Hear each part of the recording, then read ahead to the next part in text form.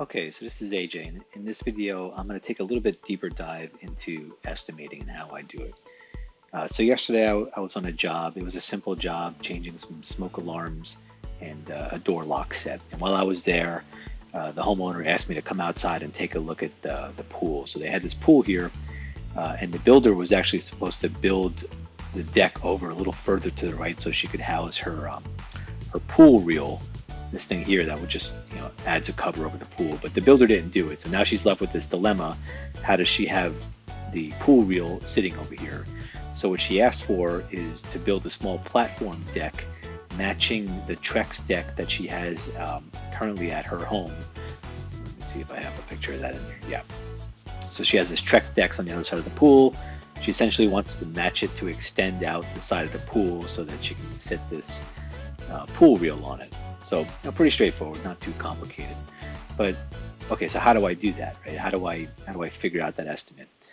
So the first thing I mentioned to her is that I would connect into the concrete on the side of the pool here to put kind of a ledger board and then build a deck out off it after that. She said, no, I don't like that. I don't like the idea of you drilling holes into the side of the pool. And I explained to her that the walls are pretty thick. I'm not going in that deep. But she said, no, I want a freestanding deck. Okay, no problem. We can make a freestanding deck, and I explained the differences in that. So with that being said, I took some measurements. It's roughly, in order to get what we needed about 12 feet long by a little over a foot wide.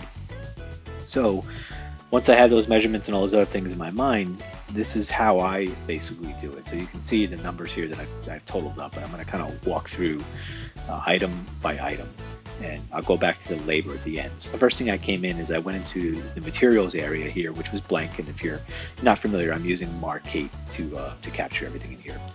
But I started building it in my head from the bottom up. So what do I need? I need concrete blocks. That's why you saw the pictures there. I overestimated. I think I probably need 6, but I threw in 8. So what I do is I go, in my case, I go to the Lowe's app, but wherever you get your supplies, I go in, I find out the cost of the concrete blocks. I usually take a picture of it. And then this is an important thing. When you see the cost of the particular items, you have to make sure that you're adding tax to that and then whatever your markup is. And when I had first started out in this business, I was doing neither. And partially because I get a discount. I'm a military guy, a retired military guy, so I get a discount, and I was passing that on to my customers. But after running my numbers a while, I realized I was kind of losing money on this. And even my customers were telling me, you need to charge me gas, you need to charge me that. So now that's what I do. I add the full retail price plus tax plus 20% because I have to go there and pick this stuff up. And for me, I found that kind of works good. So I just come in here, hit the quantity that I want, hit the price what I want, add a simple description, and then I hit the check mark up there, and then I go on to the next item. In this case, I know I need 4x4 posts, so the same process. I'm doing the quantity, I'm doing the price, a quick description, and I'm building the deck out in my mind. Right? You could do this on paper and then go back and get the numbers later, but things to remember is you always have to have scrap material in there, especially for the wood. So as I get into the 2x6s, I probably don't need this many, but I threw some scrap numbers in there.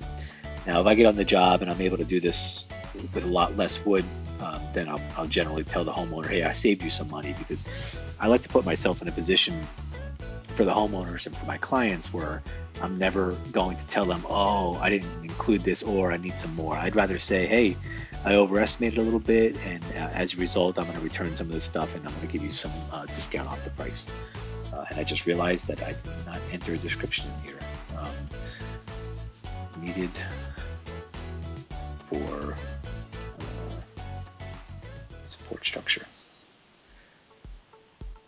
Oh, not attic. Okay. So I'll go ahead and add that in, and then I'm just going down the line. Again, I'm building it out. I'm going to have some joist hangers. I like to use these Simpson strong ties to use as diagonal braces. Don't forget the screws. That's easy to overlook, right? Because most of us have screws laying around or boxes, but you have to charge the customer for these things because you're getting screws for their job. And granted, you may have some left over, but I basically put a box of screws on for every job, and then maybe multiple boxes. If you're doing Trex, One important thing to know, or any real composite deck, is sometimes they have these unique fasteners where their screws are hidden. So when I was doing my estimate walkthrough, I realized, okay, she had those in. I usually call them tiger claws, but there's different names for them. But essentially, they go in between the boards, and they're pretty pricey. The bigger box is like $108, but this box was only $44. Then you have the Trex boards themselves. And then finally, I kind of got to the end here, and I'm like, okay, did I get everything? And then I thought, well, I probably need some base to put those concrete blocks on. So I came down here, added some gravel bags, decomposed granite. So I do all that stuff, right? And then that becomes my material cost. And depending on the job, if it's a bigger job like this, I'll break out all the material costs, because sometimes homeowners, they don't know like what it takes to build something like this. If I just hit them with a number of $1,482, and they're like, oh my God, the guy's ripping me off. But here they can add the numbers up and say, okay, yeah, I guess that's it. They can go and they can price this stuff out themselves, and they'll realize, yeah, I marked it up a bit, but I'm not 100% or 200% markup. I'm a very reasonable markup. And I'll even tell them, if you want to go get this stuff yourself, go ahead, get it. If they start asking me for a detailed list of everything, then I'll have to tell them, hey, it takes me time. It takes me time to make these estimates. It takes me time to build out these lists. So I have no problem doing that, but I'll add a little bit of money to the estimate, or to the final project. Then in addition to that, the pool reel assembly itself, that's really just unboxing it and putting it together. It's not that difficult. I would normally charge $125 minimum for assembling something, but since I'm doing all this other work, or may possibly do all this other work, I give the homeowner a break. And then finally, the labor piece. So how do I figure out the labor? And when you look at my thing, it just says the cost of labor to transport and construct everything on site. In this particular case, I thought about how long is it going to take me? Best case, worst case scenario. Like worst case scenario, everything's going wrong. There's sprinkler pipes underneath this area that I'm trying to put the concrete blocks on. It could turn into a 9-hour job. And that's what I bid it out at. I essentially bid it out in 9 hours, $100 an hour, plus a little bit more, because even numbers make people suspicious. So it's $9.15 for the job, and the estimate was just sent out. So now the estimate is with the homeowner or the client, and I'm waiting for a response. But if you're curious of how I do it, this is how I do it. And a couple of notes down here. I don't take deposits on any of my jobs. I know some of you guys do, but I don't. I take, my motto is, I don't take any money until you're completely satisfied with the job. Also, keep in mind, I don't do jobs over generally $2,000. So it's not hurting me too much to go that route. The second thing I'll mention is I always put a job name in, because this is what shows up in your calendar when you start doing the jobs. If you don't do that, I think it defaults to like estimate for the client's name. And I was driving my wife crazy, because this stuff gets synced to our shared calendar.